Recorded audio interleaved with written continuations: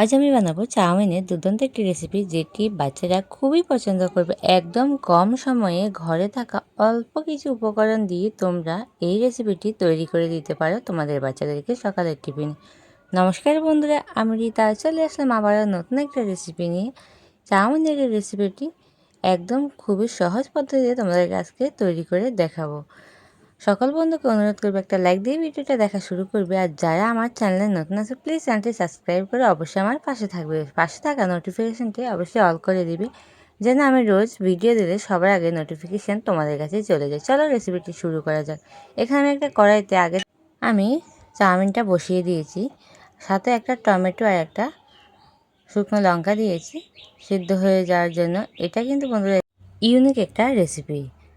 দেখো এগুলো তারপর আমি নামিয়ে নিয়েছি। ঠান্ডা জলে একটুখানি চাউমিনগুলো একটু ধুয়ে রেখে দিয়েছি একটা সাইডে। আর এখন এই কড়াইতে আমি দিয়ে দিচ্ছি অল্প পরিমাণে একটু তেলটা দিয়ে আমি এখানে দিয়ে দেবো দুটো ডিম। তোমরা ডিম যেরকম কম বেশি দিতে পারো, একটিও দিতে পারো বা বেশিও দিতে পারো, কোনো অসুবিধা নেই। আমি একদম সিম্পলভাবে কিন্তু রান্নাটা করব। আর এখানে আমি দুটো ডিম দিয়ে 1 মিনিটের মতো অপেক্ষা করে এখন ডিমটাকে খুব ভালোভাবে নাড়াচাড়া করে ভেজে নিচ্ছি। ভেজে নেওয়ার পরে দেখো আমি ডিমটা এখন নামিয়ে নেব।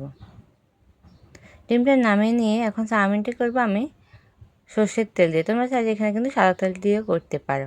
আমি ডিমটা ভেজেছি সাদা তেলে, চাউমিনটা করব সর্ষের তেলে। এখানে আমি অল্প পরিমাণে একটু সর্ষের তেল দিয়ে দিয়েছি। দিয়ে এখানে আমি একটা আলু লম্বা করে কেটে রেখে দিয়েছি, ওই আলুটা দিয়ে দিয়েছি। আমি এখানে মাঝারি সাইজের একটা আলু নিয়েছি, সাথে অল্প একটু লবণ দিয়ে খুব ভালোভাবে আলুটাকে আমি 3-4 মিনিটের মতো করে ভেজে নেব।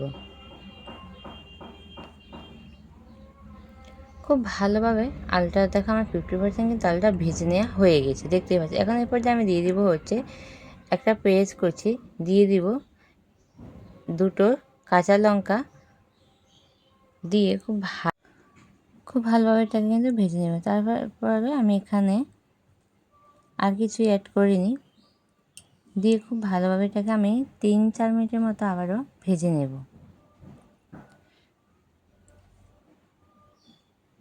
একদম লো টু মিডিয়ামে রেখে চাউমিনটা আমি রান্না করছি।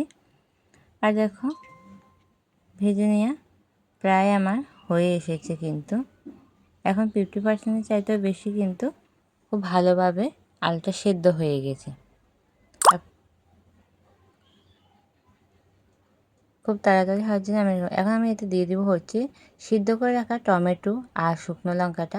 এটাকে আমি পেস্ট করে নিয়েছিলাম, নিয়ে এটা এর সাথে দিয়ে দিয়েছি। দিয়ে এখন হালকা একটু নাড়াচাড়া করে ভেজে রাখা ডিমটা দিয়ে দিয়েছি। ভেজে রাখা ডিম দিয়েও আবার খুব ভালোভাবে নাড়াচাড়া করে নিয়েছি 1 মিনিটের মতো। 1 মিনিটের মতো নাড়াচাড়া করে নেওয়ার পর দেখতে পাচ্ছ কালারটা কতটা সুন্দর এসেছে। আমি এখন দিয়ে দেবো হচ্ছে অল্প একটু ধনেপাতা তোমরা চাইলে নাও দিতে পারো।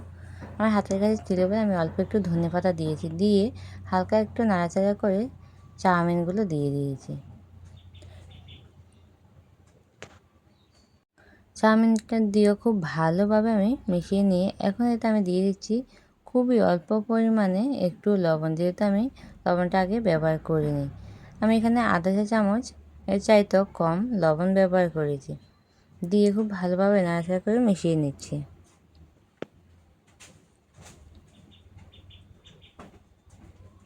চাউমিনটা কিন্তু একদম পুরোপুরি রেডি হয়ে গেছে, দেখতে পাচ্ছ খুব সুন্দরভাবে একটা কালারও চলে এসেছে চাউমিনটার মধ্যে। আর এটি খেতেও বন্ধুরা দুর্দান্ত হয়েছে। খুবই অল্প সময়ে তোমরা এই রেসিপিটি কিন্তু তৈরি করে ফেলতে পারো, তোমাদের বাচ্চাদের টিফিনে দিতে পারো। খুবই ভালো এবং হেলদি, যেটা একদম কম তেলে রান্না। একদম শেষে এখন নামিয়ে নেওয়ার আগে আমি অল্প একটু আবারও ধনেপাতা দিয়ে দিব। ধনেপাতা দিয়ে আমি হালকা একটু নাড়াচাড়া করে আমি চাউমিনটা নামিয়ে নেব। দেখো খুব ভালোভাবে আমি এটাকে একটু নাড়াচাড়া করে মিশিয়ে নিচ্ছি। মেশানো আমার হয়ে গেছে। এখন আমি গ্যাসটা কিন্তু বন্ধুরা অফ করে দিয়েছি। এখন চাউমিনটা আমি নামিয়ে নিচ্ছি। দেখো চাউমিনগুলো আমি খুব সুন্দরভাবে একটা থালায় নিয়ে নিয়েছি। আর এটি বন্ধুরা তোমরা অবশ্যই একবার বাড়িতে ট্রাই করবে, আর কেমন হয়েছে আমাকে কমেন্টে এসে বলবে। আমি চেষ্টা করি আমার চ্যানেলে একদম ছোট সহজ পদ্ধতিতে ঘরোয়া মশলা দিয়ে সব ধরনের রান্না তৈরি করে দেখাতে। যদি আমার ভিডিও তোমাদের ভালো লেগে থাকে সুন্দর কমেন্টে বলে যাবে। আর আমার চ্যানেলে আরও এরকম অনেক ভিডিও আছে, তোমরা চাইলে কিন্তু দেখে আসতে পারো। যদি ভালো লেগে যায় তাহলে প্লিজ প্রিয়জনদের সাথে শেয়ার করে দেবে, আর বেশি ভালো লেগে থাকলে একটা হাইপ করে দেবে। সকল বন্ধুকে অসংখ্য ধন্যবাদ এতটা সময় ধৈর্য ধরে আমার সাথে ফুল ভিডিওটা দেখার জন্য। সবাই ভালো থাকবে, সুস্থ থাকবে। দেখা হবে আবার নতুন একটা রেসিপির সাথে।